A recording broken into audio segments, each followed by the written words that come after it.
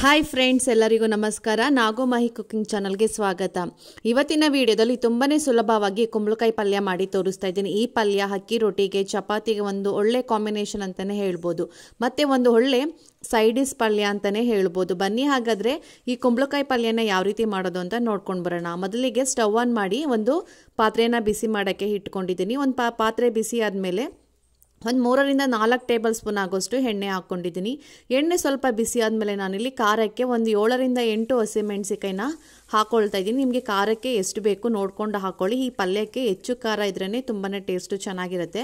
ಹಸಿಮೆಣಸಿಕಾಯಿ ಎಣ್ಣೆಯಲ್ಲಿ ಚೆನ್ನಾಗಿ ಫ್ರೈ ಮಾಡ್ಕೊಂಡು ಆದಮೇಲೆ ಒಂದು 2ರಿಂದ 3 ಈರುಳ್ಳಿ, ಮೀಡಿಯಮ್ ಸೈಜ್ ಈರುಳ್ಳಿನ ತೊಗೊಂಡು ಈ ಥರ ಚಿಕ್ಕದಾಗಿ ಕಟ್ ಮಾಡಿ ಹಾಕ್ಕೊಳ್ತಾ ಇದ್ದೀನಿ.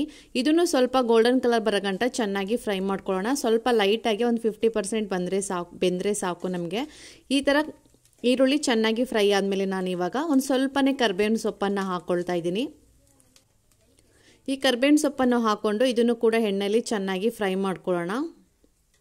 ನೋಡಿ, ಈ ಥರ ಚೆನ್ನಾಗಿ ಫ್ರೈ ಮಾಡ್ಕೊಂಡು ಆದಮೇಲೆ ನಾನಿಲ್ಲಿ ಒಂದು ಅರ್ಧ kg ಆಗೋಷ್ಟು ಕುಂಬಳಕಾಯಿನ ತೊಗೊಂಡಿದ್ದೀನಿ. ಇದನ್ನು ಮೇಲೆ ಎಲ್ಲ ಚೆನ್ನಾಗಿ ತೊಳೆದು ಬಿಟ್ಟು ಈ ಥರ ಚಿಕ್ಕದಾಗಿ ಟ್ಯೂಬ್ ರೀತಿಯಾಗಿ ಕಟ್ ಮಾಡಿ ಇಟ್ಕೊಂಡಿದ್ದೀನಿ. ನಿಮಗೆ ಯಾವ ಥರ ಬೇಕೋ ಆ ಸೈಜಲ್ಲಿ ಈ ಕುಂಬಳಕಾಯಿನ ಕಟ್ ಮಾಡ್ಕೊಳ್ಳಿ. ಅಥವಾ ಈ ಥರ ಪಲ್ಯ ಮಾಡೋದಾದರೆ ಈ ಥರ ಚಿಕ್ಕದಾಗಿ ಕಟ್ ಮಾಡಿ ಹಾಕ್ಕೊಳ್ಳಿ. ಬೇಗನೆ ಈ ಪಲ್ಯ ರೆಡಿ ಮಾಡ್ಕೋಬೋದು. ಹಾಗೆ ಕುಂಬಳಕಾಯಿ ಕೂಡ ಚೆನ್ನಾಗಿ ಕೂಡ ಬೆಂದಿರುತ್ತೆ. ನೋಡಿ, ಇವಾಗ ಈ ಕುಂಬಳಕಾಯಿ ಎಲ್ಲ ಹಾಕ್ಕೊಳ್ತಾ ಇದ್ದೀನಿ. ಇವಾಗ ಲೋ ಮೀಡಿಯಮಲ್ಲಿ ಇಟ್ಕೊಂಡು ಎಣ್ಣೆಲೆ ಈ ಕುಂಬಳಕಾಯಿನ ಚೆನ್ನಾಗಿ ಫ್ರೈ ಮಾಡ್ಕೋಬೇಕಾಗತ್ತೆ. ಏನಿಲ್ಲ ಅಂದ್ರೂ ಒಂದು 5ರಿಂದ 7 ನಿಮಿಷ ಇದನ್ನು ಚೆನ್ನಾಗಿ ಬೇಯಿಸ್ಕೋಬೇಕು.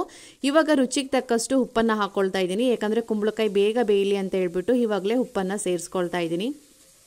ಉಪ್ಪೆಲ್ಲ ಹಾಕ್ಕೊಂಡಾದ್ಮೇಲೆ ಲೋ ಮೀಡಿಯಮಲ್ಲಿ ಇಟ್ಕೊಂಡು ಇದನ್ನು ಎಣ್ಣೆಯಲ್ಲಿ ಚೆನ್ನಾಗಿ ಫ್ರೈ ಮಾಡ್ಕೊಳ್ಳೋಣ. ನೋಡಿ, ಈ ಥರ ತಿರುಗಿಸಿ ಇದನ್ನು ಚೆನ್ನಾಗಿ ಫ್ರೈ ಮಾಡ್ಕೋಬೇಕು. ಈ ಥರ ಚೆನ್ನಾಗಿ ಫ್ರೈ ಮಾಡ್ಕೊಂಡು ಆದಮೇಲೆ ನಾನು ಇವಾಗ ಒಂದು 3/4 ಕಪ್ ಆಗುವಷ್ಟು ತೆಂಗಿನಕಾಯಿ ತುರಿನ ಹಾಕ್ಕೊಳ್ತಾ ಇದ್ದೀನಿ. ಇದನ್ನು ನೀವು ಲಾಸ್ಟಲ್ಲಿ ಬೇಕಾದ್ರೂ ಹಾಕ್ಕೋಬೋದು.